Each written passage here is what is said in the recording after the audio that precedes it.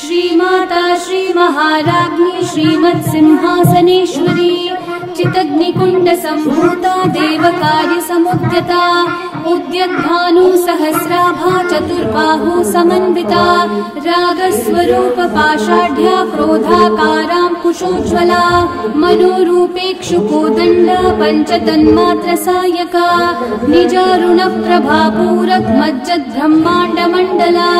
चम्पकाशोक पुन्नाग सौगन्धी कलसत्कचा कुरुविन्दमणिश्रेणी कनत्कोटिरमण्डिता अष्टमी चन्द्र विभ्राजद्दलिकस्थल Sobhita